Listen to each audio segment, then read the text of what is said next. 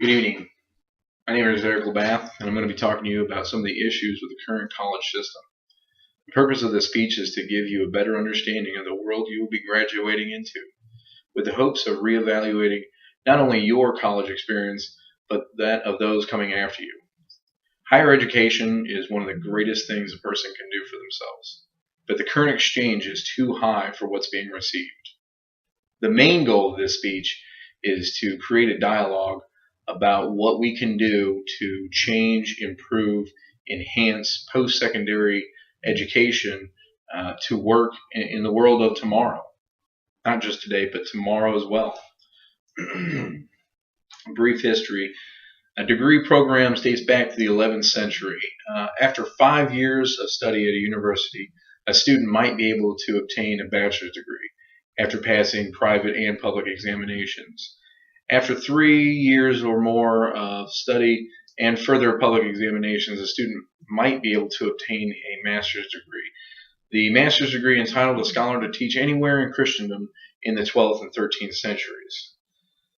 Currently in the United States, a bachelor's degree requires 120 credit hours, roughly 4 years. So we've gotten a little bit better. We've trimmed it down. We've gotten away from where we were in the 12th and 13th centuries, and here's where we're at in the United States.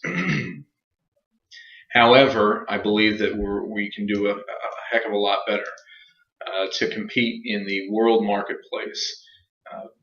For example, 80% of the bachelor degree programs currently offered in Germany are designed for 3 years. And their engineers and their graduates are sought after by companies in the United States. So we have less time spent in the school, less debt, and they're getting recruited by our companies because of the quality of their education.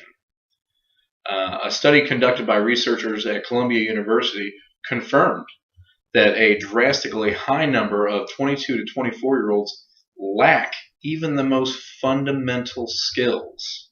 Simply put, American academic institutions are failing to equip their students. So we have a high number of graduates in unrelated fields, out of work, underworked. You can't maintain these high student debts that they're walking away from. George Washington University a couple of years ago put up the highest annual tuition at $50,000 a year. If you make it through, you do the math, it's $200,000 that you're walking away with. And if you can't get a job, or you can't get a good enough job to support paying that back, and all your other living expenses, you're going to start walking down that slippery slope.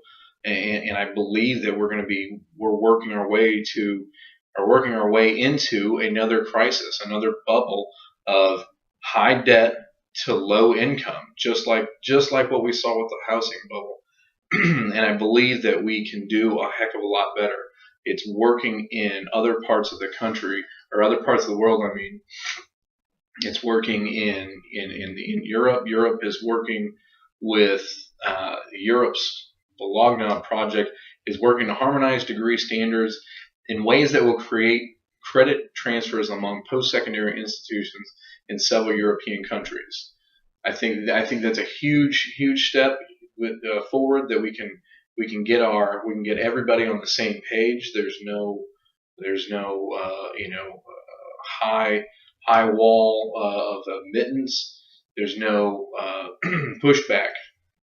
On top of that, I think that we can do a lot better at reducing the amount of fluff, the amount of classes that we force upon our undergraduates to fulfill degrees with these classes that they're never going to use.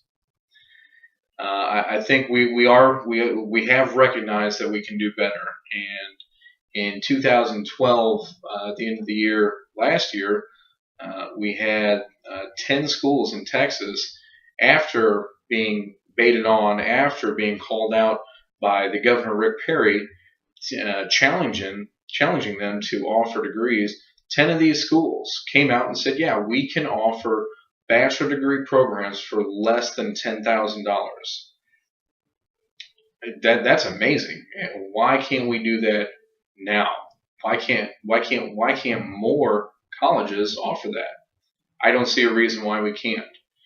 And we can give our graduates of today, but more importantly tomorrow, a better leg up in the world marketplace, a a optimistic future that they can be proud of, they can work towards, and know that they're not going to be financially burdened for the rest of their lives paying off a college debt that didn't do a heck of a lot for them.